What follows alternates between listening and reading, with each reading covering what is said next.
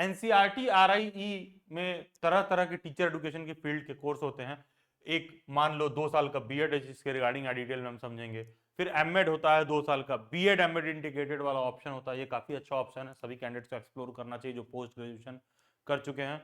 उसके बाद BA BEd होता है क्लास 12 के बाद, बीएससी बीएड क्लास 12 के बाद, एमएससी एड होता है जो क्लास 12 वगैरह के बाद इसमें एनरोल करता है। हम यहाँ पर बात करेंगे 2 साल की बीएड के रिगार्डिंग, जो कि नॉर्मली हम लोग ग्रेजुएशन के बाद इस प्रोग्राम में एडमिशन लेते हैं। एंड डिटेल में समझेंगे इसका जो भी पेपर स्ट्रक्चर वगैरह है, एग्जाम में क्या सिलेबस वगैरह फॉलो होता है, क्या पेपर में हम किस तरह से प्रिपेयर करके एग्जाम में मेक थ्रू कर पाए। आरआईई बीएड को लेकर कोई भी डाउट क्वेरी आपके माइंड में आ रहा है तो चैनल के प्लेलिस्ट में जाना है। एनसीईआरटी आरआई बीएड 2025 करके एक प्लेलिस्ट होगा, इस प्लेलिस्ट में एनसीईआरटी आरआई बीएड से रिलेटेड सभी डाउट एंड क्वेरीज आपके सॉर्ट आउट हो जाएंगे। एंड यस, अगर आप टीचर बनने के लिए सोच रहे हो तो टीचर एजुकेशन रिसोर्स वाले टेलीग्राम ग्रुप में जरूर से जुड़ जाना। एंड डिस्क्रिप्शन बॉक्स में और कमेंट में नीचे एक व्हाट्सएप ग्रुप दिया होगा, डू ज्वाइन दैट। बीएड से रिलेटेड सभी update, doubt, queries, webinar, seminar सबके अपडेट के लिए उस व्हाट्सएप ग्रुप में जरूर से जुड़ जाइए। आ जाते हैं एनसीईआरटी आरआई बीएड के पेपर स्ट्रक्चर पर। तो शुरुआत में हमने देखा कि एनसीईआरटी कई तरह के टीचर एजुकेशन के फील्ड का कोर्स कराता है, बीएड हो, एमएड हो, बीएड एमएड इंटीग्रेटेड हो, तरह तरह का वहां पर आपको कोर्स देखने के लिए मिलता है। तो बेसिकली इन लोगों ने क्या किया है ना, पेपर स्ट्रक्चर को ना जो 3 डिफरेंट ग्रुप में बांट रखा है। ग्रुप ए में वो बच्चे आते हैं जो BA BEd BSc BEd MSc Ed वाला कर रहे हैं, उनका पेपर स्ट्रक्चर टोटली डिफरेंट है। जो ग्रुप बी में आते हैं इन सबका पेपर स्ट्रक्चर एकदम सेम होगा। ग्रुप बी में कौन लोग आते हैं, बीएड वाले, बीएड एमएड वाले और एमए इन एजुकेशन टेक्नोलॉजी, 3 ये जो डोमेन वाले लोग हैं ये सब के सब आते हैं ग्रुप बी में। जो ग्रुप बी का पेपर स्ट्रक्चर होगा, जो ग्रुप बी के क्वेश्चंस का लेवल होगा, सबके लिए सेम होगा, चाहे बीएड हो, बीएड एमएड हो या एमए एजुकेशन टेक्नोलॉजी हो। उसी तरह आपको देखने के लिए मिलेगा कि ग्रुप सी में कौन से आते हैं, एमएड वाले बच्चे आते हैं। यहाँ इन लोगों ने मेंशन कर रखा है कि देखो भाई जो बच्चा ग्रुप ए में है तो उसका क्या है कि क्लास 12 वगैरह के लेवल का पेपर रहेगा। जो ग्रुप बी में है उससे एक्सपेक्ट किया जाता है कि सेम टॉपिक पर ग्रेजुएशन लेवल की अंडरस्टैंडिंग रखे, ठीक है। उसी तरह ग्रुप सी में उन्होंने अपने रिक्वायरमेंट के हिसाब से मेंशन कर रखा है। यहां पर हम बेसिकली ग्रुप बी के रिगार्डिंग बात कर रहे हैं। ये ग्रुप वाली बात इसलिए मैं बता रहा हूं क्योंकि फॉर्म फिल करने से पहले आपको इस बात का समझ होना चाहिए कि बीएड वाले बच्चे, बीएड एमएड इंटीग्रेटेड वाले बच्चे ग्रुप बी में आते हैं, ग्रुप बी में आते हैं। ये आपको एकदम स्पष्ट रहना चाहिए। फॉर्म फिल करते समय भी आपको इसके रिगार्डिंग आइडिया होना चाहिए क्योंकि पेपर स्ट्रक्चर आपको अकॉर्डिंगली देखने के लिए मिलेगा। तो पेपर में टोटल आपको 80 क्वेश्चन देखने के लिए मिलते हैं। अब तक पेपर 2024 तक ऑफलाइन होता था, 2025 से पेपर ऑफलाइन होगा, सीबीटी मोड में होगा, कंप्यूटर बेस्ड टेस्ट मोड में होगा। पेपर आपको 80 क्वेश्चन देखने के लिए मिलेंगे। एंड हाँ, ऑनलाइन पेपर का मतलब ये नहीं कि घर बैठ के देना है। एक एग्जाम सेंटर एलोकेट होगा, वहां पर जाओगे, वहां पर कंप्यूटर पर तुमको क्वेश्चन पेपर दिखेगा और वहां पर उस सेंटर पर आपको पेपर देना है। तो बेसिकली है क्या, पेपर में आपको टोटल 80 क्वेश्चन देखने के लिए मिलेगा। इन 80 क्वेश्चन को करने के लिए जो आपको टाइम मिलेगा वो 2 घंटे का है, 120 मिनट्स आपको मिलेंगे। एंड हाँ, पेपर में जो आपका जो ग्रुप बी है उसमें जो पेपर का स्ट्रक्चर है, टोटल आपको 80 क्वेश्चन में क्या देखने के लिए मिलेगा कि लैंग्वेज प्रोफिशिएंसी के आपको 20 क्वेश्चन देखने के लिए मिलेंगे। लैंग्वेज प्रोफिशिएंसी से मतलब क्या है, केवल और केवल इंग्लिश, हिंदी नहीं पूछेगा उसमें। लैंग्वेज प्रोफिशिएंसी इंग्लिश के आपको 20 क्वेश्चन देखने के लिए मिलेंगे। टीचिंग एप्टीट्यूड, शिक्षण अभिरुचि के आपको 30 क्वेश्चन देखने के लिए मिलेंगे। Reasoning, mental ability and reasoning के आपको 30 क्वेश्चन देखने के लिए मिलेंगे। टोटल पेपर में इन तीनों को मिलाओगे तो आपको 80 क्वेश्चन देखने के लिए मिलेंगे। तो ये है एनसीईआरटी आरआई बीएड का इन शॉर्ट में पेपर स्ट्रक्चर। क्या पेपर में नेगेटिव मार्किंग भी होता है? यस, पेपर में बिल्कुल नेगेटिव मार्किंग भी है। एक क्वेश्चन आप सही करोगे तो आपको 2 नंबर मिलेगा, और अगर आप एक क्वेश्चन गलत कर दोगे, मतलब किसी क्वेश्चन को आप गलत अटेम्प्ट करते हो, उसका आंसर आप गलत मार्क करते हो, तो आपको जो है आधा नंबर कट भी जाएगा, 0.5 मार्क्स कट भी जाएगा। दैट सिंपली मींस कि 1/4 नेगेटिव है, क्योंकि एक क्वेश्चन 2 नंबर का है और गलत आप करोगे तो 0.5 मार्क्स कट जाएगा, तो 1/4 पेपर में नेगेटिव भी है। तो ये आपके स्क्रीन पर दिया हुआ है, ये पेपर स्ट्रक्चर है बेसिकली। इंग्लिश के 20 question, teaching aptitude 30 question, reasoning के 30 क्वेश्चन, टोटल 80 क्वेश्चन। पेपर जो है आपको 120 मिनट का होगा। पेपर जो कंप्यूटर बेस्ड टेस्ट मोड में होगा इस बार से, ठीक है। अब तक पेपर जो ऑफलाइन मोड में होता था, सीबीटी मोड में होता था, ठीक है। और ये सेम पेपर पैटर्न लागू होता है बीएड पर, बीएड एमएड पर, इंटीग्रेटेड पर और एमए एजुकेशन पर, जैसा कि ऊपर मेंशन्ड है। पेपर में नेगेटिव मार्किंग भी है, जी हाँ बिल्कुल नेगेटिव मार्किंग है। पेपर में एक क्वेश्चन सही करने पर 2 नंबर है और नेगेटिव करेंगे तो 0.5 नेगेटिव है। दैट मींस कि 1/4 नेगेटिव है। थोड़ा सा सिलेबस समझ लेते हैं। सिलेबस फॉर सीईई लिखा हुआ है, common entrance examination, NCERT RI के रिगार्डिंग वो बोल रहा है बेसिकली। तो लैंग्वेज प्रोफिशिएंसी में आपसे टोटल इंग्लिश का क्वेश्चन देखने के लिए मिलेगा, और इंग्लिश से वो लोग आपसे ईडीएम्स पूछेंगे, मुहावरे वगैरह, एंटोनिम, सिनोनिम, जो पर्यायवाची विलोम जिसको हिंदी में कहते हैं, तो बेसिकली आपको synonym, antonym, idiom, preposition, tenses, articles, phrases, ये सब पता होना चाहिए, रीअरेंजिंग सेंटेंसेस।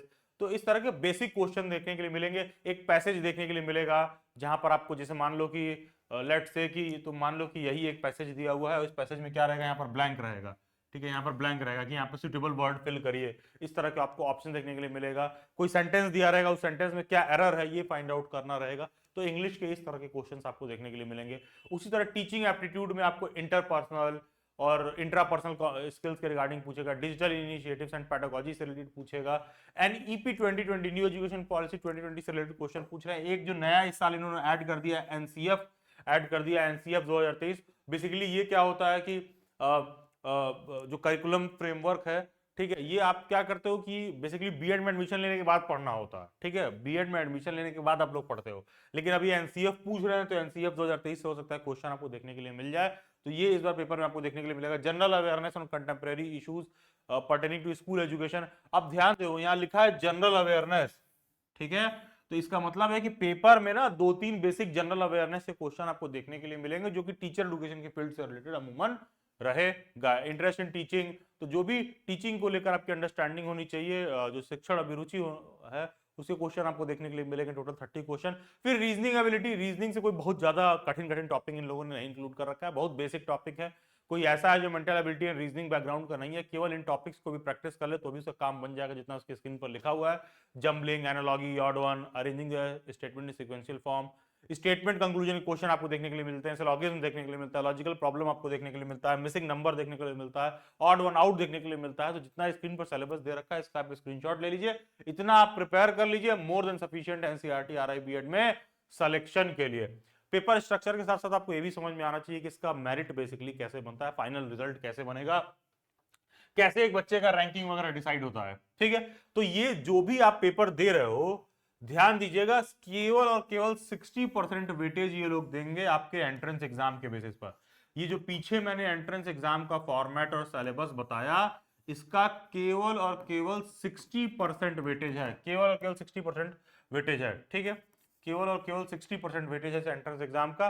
बाकी का 40% ये कैसे डिसाइड होगा, आपके क्वालिफाइंग डिग्री में जितने मार्क्स हैं उसके परसेंटेज के बेसिस पर ये 40% डिसाइड होगा। अब ऐसा भी हो सकता है कि सर मैं तो ग्रेजुएट हूं, तो सर मैंने तो पोस्ट ग्रेजुएशन कर रखा है, तो सर क्या मेरा पीजी वाली डिग्री पर काउंट होगा? नहीं यार, मिनिमम एलिजिबिलिटी क्राइटेरिया, बीएड करने के लिए मिनिमम एलिजिबिलिटी क्राइटेरिया अगर ग्रेजुएशन है तो graduation is your qualifying degree, और उस क्वालिफाइंग डिग्री का जो फाइनल आपका नेट परसेंटेज निकलेगा 3 साल में, अगर आपका ग्रेजुएशन कंप्लीट हो रहा है तो 3 साल, 4 साल में कंप्लीट हो रहा है तो 4 साल में, जो भी आपका ग्रेजुएशन कंप्लीट हुआ है उसका जो टोटल परसेंटेज है उसका 40% हिस्सा वो लोग वहां से निकालेंगे, 40% उसमें से जोड़ेंगे और 60% आपका एंट्रेंस एग्जाम के बेसिस पर जोड़ेंगे, और दोनों को जोड़कर ये लोग उसका मेरिट बना देंगे।